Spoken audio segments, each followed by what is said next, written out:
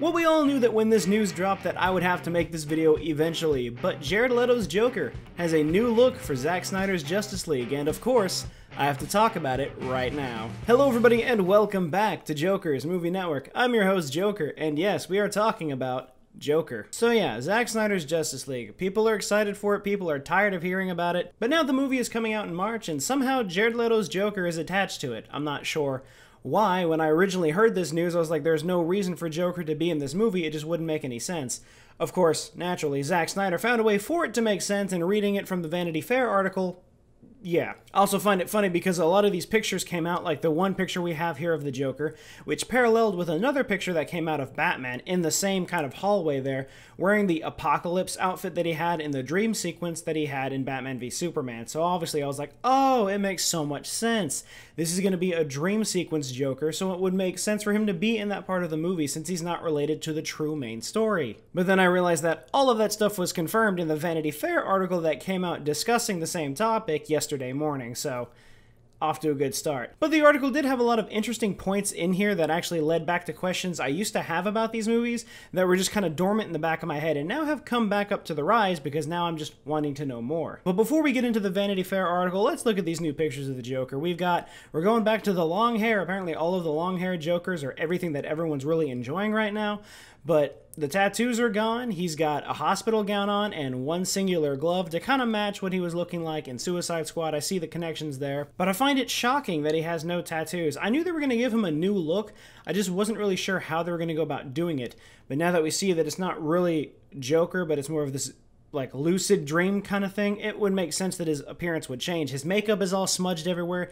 He looks a lot more terrifying. Like, if I was in an alleyway with him, I would be terrified. If I was in an alleyway with the Suicide Squad Joker, I think I'd have a chance. Before I get any farther into the Vanity Fair article, though, there are going to be some spoilers in this pertaining to the movie because there's a lot of this that's just thrown into this article that states why he's in the movie and what his role is. So if you don't want to know anything about this and you want to go into the Snyder Cut blind, because really the other stuff wasn't necessarily a spoiler, you can see both pictures and put two and two together, but this is going to be telling us how he's truly going to be in the movie. So again, this is your last chance. I'm going to be going into spoilers.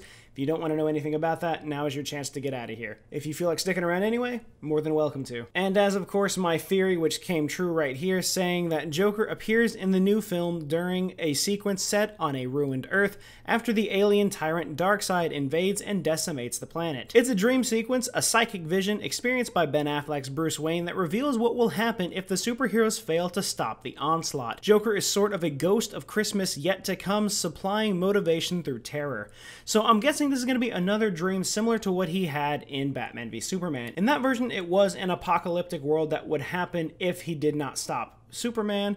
And now I'm guessing it's just going to be an apocalyptic future if they don't stop Darkseid. What I think is more interesting about this, though, is that the farther down we go, we have some quotes from Zack Snyder on some of the reasons that he's in there. It's a scene that's about Joker talking to Batman about Batman, kind of like a psychological deal of Joker just kind of like picking at Batman. And I think this is going to be really cool. I mean, this is going to be the first time in the DCEU that we have established right now that Batman and Joker have actually ever like talked to each other. Sure, they've been in the same movie. We had Batman and Joker both in Suicide Squad, but for completely separate reasons. We never had an on-screen conversation between both of them, so I have no idea what that's going to be like. So this could be potentially a very interesting scene. And toward the end of the article, we have a lot of comments from Zack Snyder saying he always wanted to explore the death of Robin, and if there ever was going to be a next movie, which of course there probably won't be, I wanted to do a thing where in flashbacks we learn how Robin died, how Joker killed him and burned down Wayne Manor, and that whole thing that happened between he and Bruce. And that was a lot of the questions that I had, because originally they were talking about how much footage was shot for all of these DC films and then left on the cutting room floor, including one where we got a little bit of backstory about Robin, but another big one was that we were going to see Wayne Manor burning to the ground and Batman grabbing Joker and punching his teeth out, which is why in Suicide Squad he had the grill in his mouth. So seeing some of those scenes played out would be really cool, and I really want to know how this version of Robin died, which I'm going to be assuming would be Jason Todd. And it's not explicitly stated, but it is quite possible that we might even get a little bit of a talk about Robin in this scene.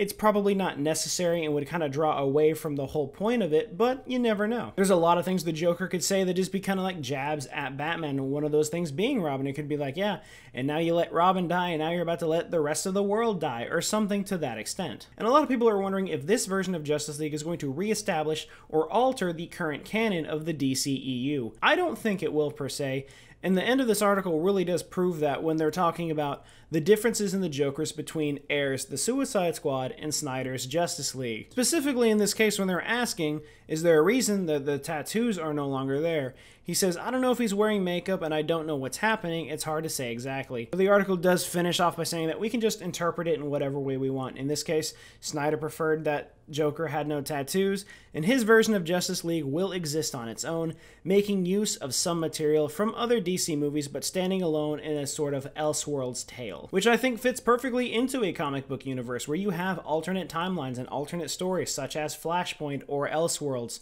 It's a thing that happens in comics, so why can't it happen on screen? I don't think it has to be one cohesive storyline, so if we're going to get this chance to see a completely different take on the Justice League, why not? But what do you guys think? Are you excited for Zack Snyder's 4-hour cut of Justice League coming out in March? Do you think Joker is going to be important in this movie, or is this a scene that they could have done without? Let me know what you think. I want to talk about it. And to top it all off, there's going to be a final trailer for Zack Snyder's Justice League dropping this Sunday, February 14th at 9:14 a.m. Pacific Standard Time, so be sure to adjust depending on where you are. And I will be uploading a reaction video to that trailer, and I'm pretty excited for this trailer. We're supposed to have one scene in the trailer with Joker, and he's going to have a speaking line as well, so I'm wondering what this line's going to be and if it's going to get me more excited to see him in this movie. But until the trailer comes out and I'm able to see it for myself, that is going to be it for this video, guys. Remember, if you like what you saw, be sure to leave a like, comment, and subscribe. Let me know in the comments down below if you want to see more movie news videos or if you'd like to see anything else.